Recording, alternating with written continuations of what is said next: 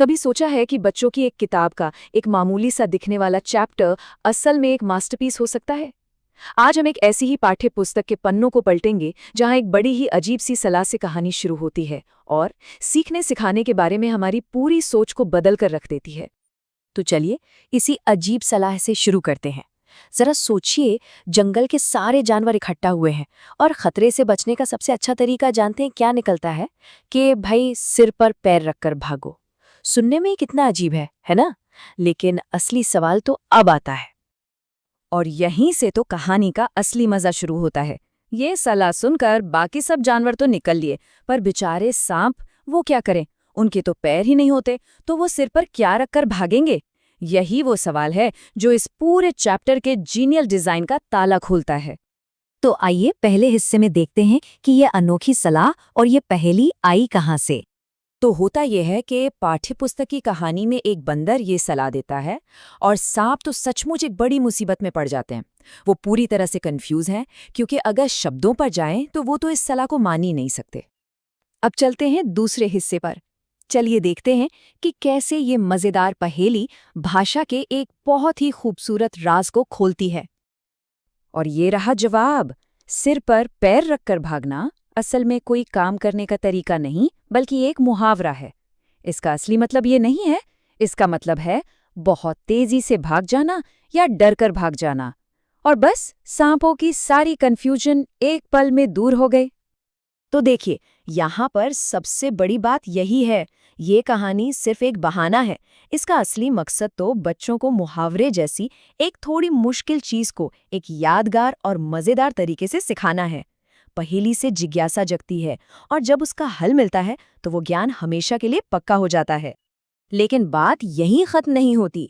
ये चैप्टर सिर्फ समझने पर नहीं रुकता, बल्कि ये बच्चों को खुद कुछ नया बनाने के लिए, एक क्रिएटर बनने के लिए उकसाता है। यहाँ देखिए, एक कितनी सरल और प्यारी सी कविता है। कबरी जबरी बिल्ली पीछे रह गई जबरी। इसकी जो आसान सी लय है ना, वो बच्चों को फौरन अपनी तरफ खींच लेती है और उन्हें भाषा के साथ खेलने का एक मौका देती है। और ये एक बहुत बड़ा कदम है, मतलब सिर्फ पढ़ने से बनाने की तरफ।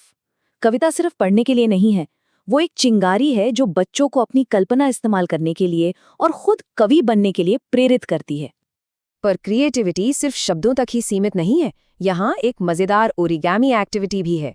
ये जो आसान से निर्देश है, ये बच्चों को सिखाते हैं कि इंस्ट्रक्शंस को कैसे फॉलो करें। और आखिर में जब वो अपने हाथों से कुछ बनाते हैं ना, तो उसकी खुशी ही कुछ और होती है। और फिर ये चैप्टर बच्चों के हाथ में कहानीकार बनने की ताकत देता है। उन्हें कुछ किरदार दे दिए जाते हैं, कुछ आइडियाज दे दिए जाते हैं, लेकिन कहानी पूरी तरह से उनकी अपनी होती है। उन्हें अपनी कल्पना को पंख लगाकर उड़ान भरने की पूरी आज़ादी मिलती है। तो रचनात्मकता की इतनी ऊंची उड़ानों के बाद अब जरा जमीन पर आते हैं, मतलब सीखने की बुनियाद पर, और देखते हैं कि ये चैप्टर बेसिक स्किल्स को कितनी होशियारी से कहानी में पिरोता है। हर चीज की शुरुआत एक बहुत ही सरल चीज से होती है। हिंदी वर्णमाला का बस एक अक्षर र। यही अगले अभ्यास की नींव है। अब बच्चों के लिए एक खेल है, अलग अलग शब्दों में र अक्षर को पहचानना। ये खेल खेल में अक्षर ज्ञान को मजबूत करने का एक बहुत ही असरदार तरीका है। इसके बाद आता है शब्द बनाने का खेल। बच्चे सीखते हैं कि कैसे अलग अलग आवाजें मिलकर मतलब वाले शब्द बनाती हैं। ये खेल खेल में ही उन्हें भाषा की बनावट सिखा देता है। सीखने का कितना नेचुरल तरीका है ये, है ना? तो चलिए अब इन सभी अलग अलग हिस्सों को एक साथ जोड़कर देखते हैं कि आखिर ये चैप्टर हमें क्या सिखाता है। यही इस पूरे विश्लेषण का निचोड़ है। इस चैप्टर में कुछ भी बेकार नहीं है। कहानी, कविता, क्राफ्ट, बेसिक अभ्यास, ये सब आपस में जुड़े हुए हैं ताकि सीखने का एक पूरा मजबूत और मजेदार अनुभव बन सके। यही वो सिद्धांत हैं जो इस चैप्टर को इतना असरदार बनाते हैं। यहाँ सीखना कोई बोझ नहीं, बल्कि एक खोज है।